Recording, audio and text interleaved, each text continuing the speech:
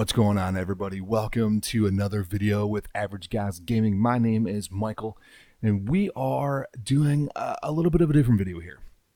I've been doing YouTube for about 90 to 100 days, and I just want to talk about my process in getting there for those who want an inside look, for those who are thinking about, hey, can I do it or should I do it? And this is my journey from there, so let's get started. So I started working on my YouTube channel back late 2018, November, December, and into January. Working around ideas, getting things set up through Google with the branding and things like that that you need in order to have the channel. Because there's behind the scene things that you don't see. So you got to take care of all of that and go through the hoops to, I don't know if you be verified, but that's kind of what you're doing. So after that, I started kind of working on developing the description, the about me. Not that a lot of people read them, but I think it's good to have that kind of stuff there so people know what they're getting into, what they're getting from me. Presentation of who I am is kind of there. It lets you see my investment or my time that I want to give, and I believe that's important. So did a lot of legwork before actually launching my first video on what do I need to have when it comes to capture cards and chords, and what I thought all I needed was just a few simple things. It actually turned out you need quite a bit more. So gotta always have your capture card. So there are two cards on the market currently. The Elgato HD60 S, which is what I currently have.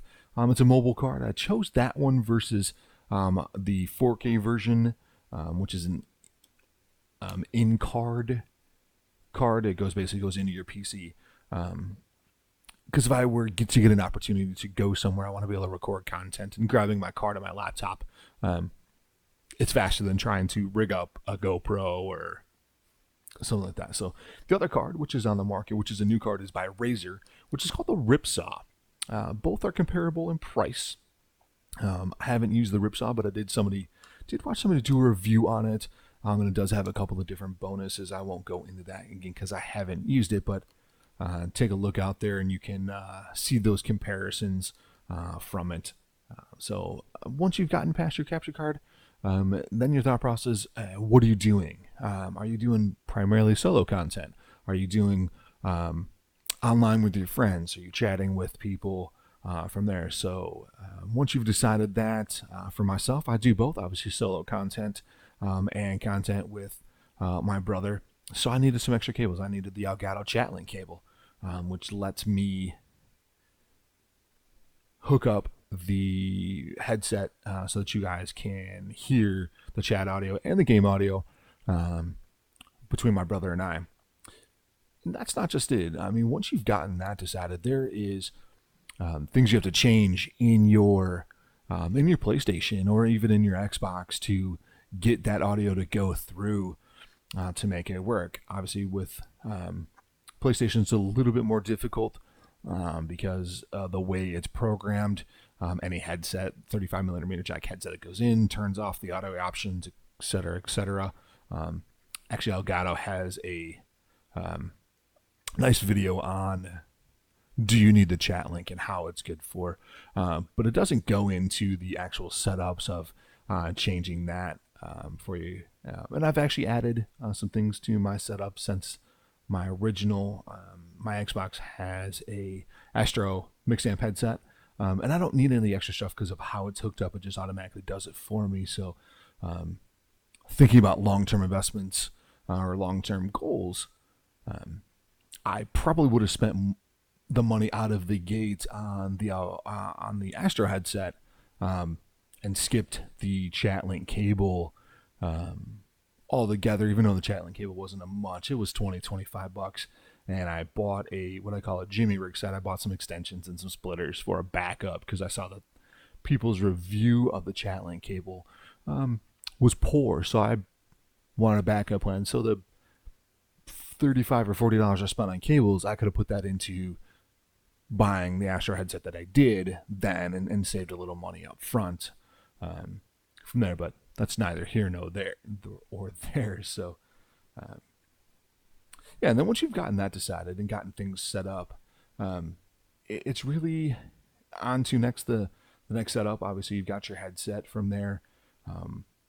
I'd say skip using your standard headset for your gaming headset. That's great for chat audio with your friends. You're not trying to make a video with it. Honestly, I would say, and I wish I would have done it sooner, get a standalone microphone. Get yourself a USB mic. The sound quality will be 100 times better than just your headset volume.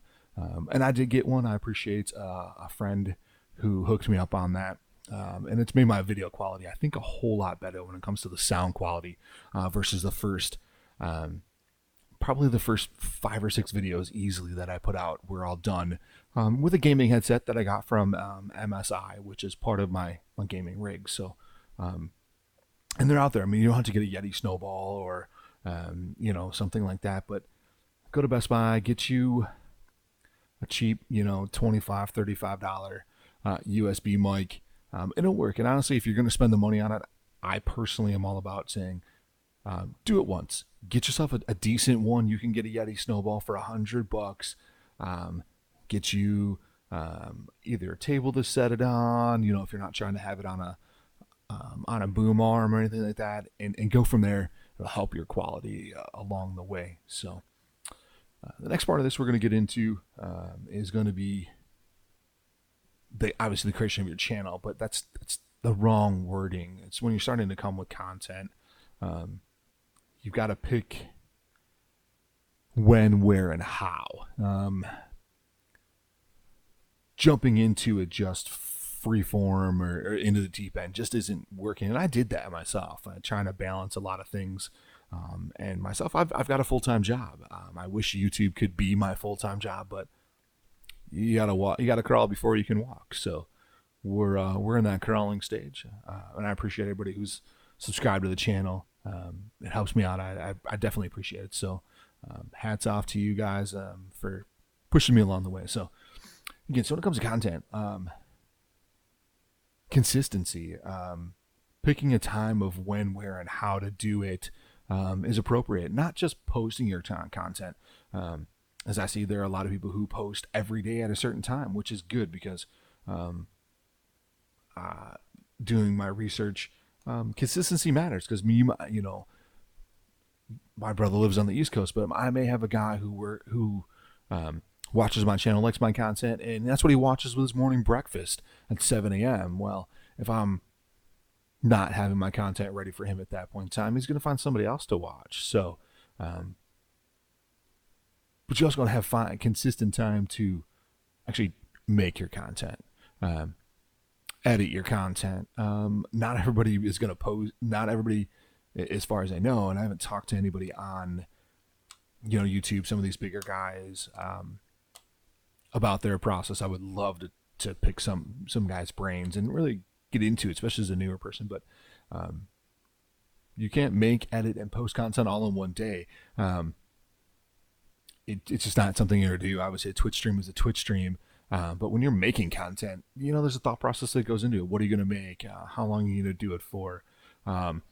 Then you got to edit it down, and which takes time on its own. And then it's got to render, and then you got to post it, which takes time as well. So for me, obviously, I post on Tuesdays and Saturdays. Sunday, Monday, Wednesday, Thursday, Friday are my days to make sure I get content made and edited. Basically on Sundays and Wednesdays and Thursdays.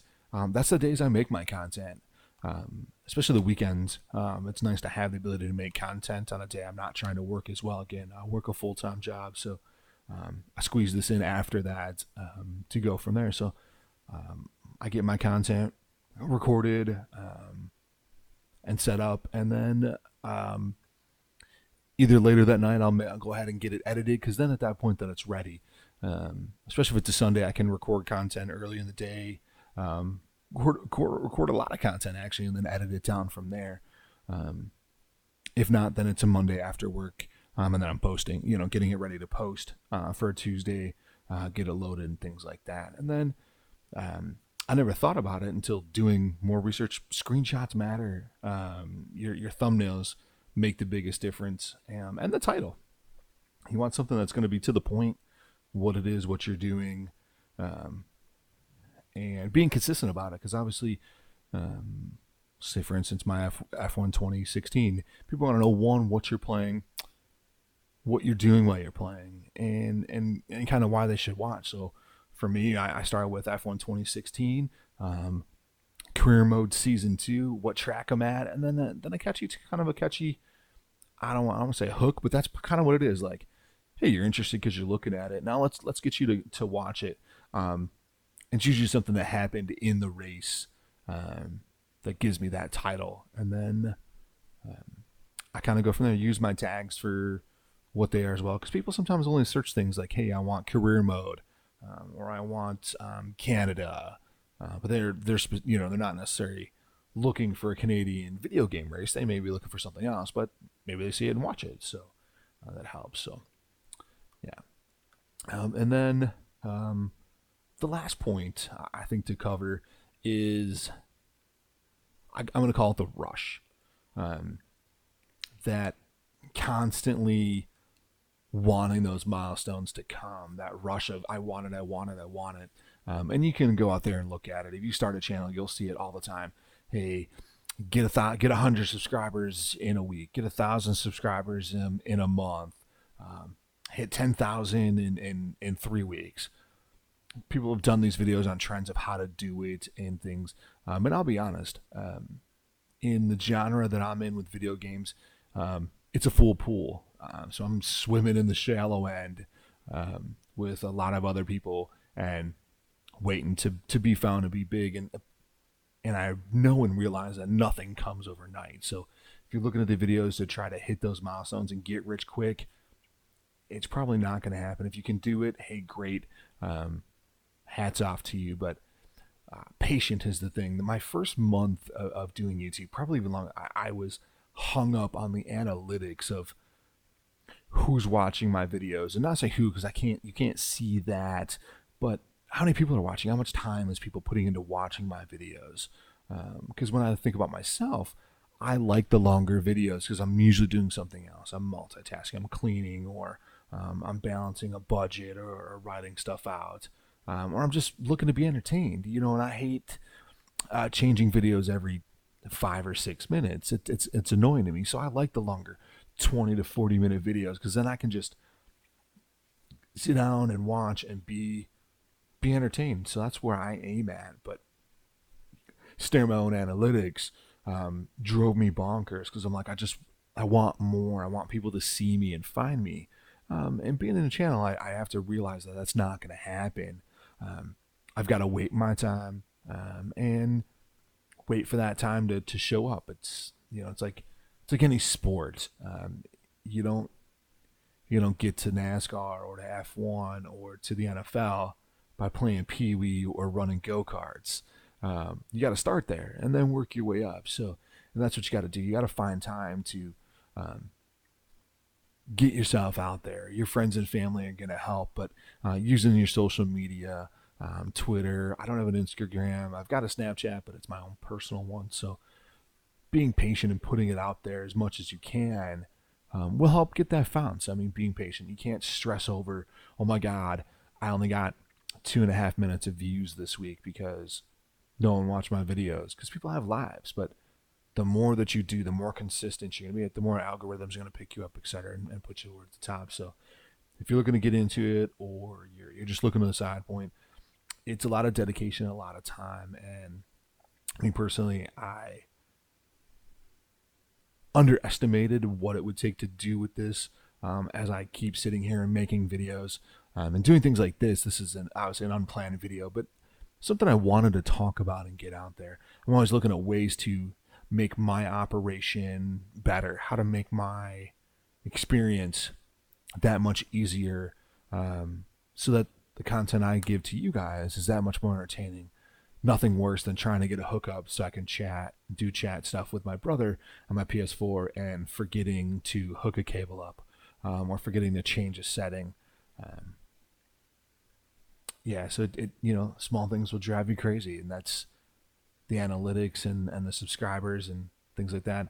All good things come to those who wait, and that's what I'm at. And a lot of the guys that I watch, they've been doing this 4, 5, 6 years, and they're inspiration to me to keep pushing and keep going and keep growing, um, to have opportunities to review a game, be invited to Gamescom, to be invited to PAX, to return to E3 as a different. I did go to E3 in 2018 as a gamer, so a bit of a different experience.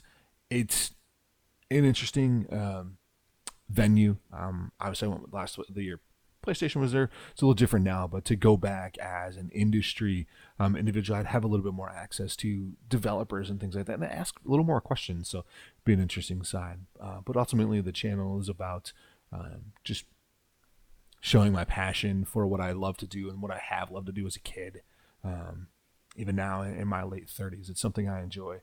And it's something I want my son to get into, and he will. He's already asking to make videos and things, and so you'll see some of that coming in a little while for him. We'll go from there with it and see what you guys think. But yeah, so this is a passion of mine, and that's what I'm gonna keep it as. So I'm gonna wrap this up, guys. I appreciate you guys tuning in to kind of my personal review of YouTube and expectations.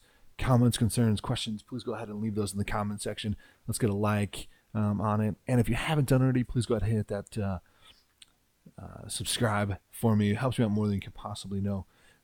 And check out some of my past content. You might find something you like. If you're looking to see a game, let me know. I've got no problem putting if one person's interested in a game, I got no problem, especially if I own it, playing it and putting content out there. Right now, I'm just kind of playing a couple to get the feet wet. So again, we're going to wrap it up. I appreciate everybody's love and support. Have a great rest of the night. Peace.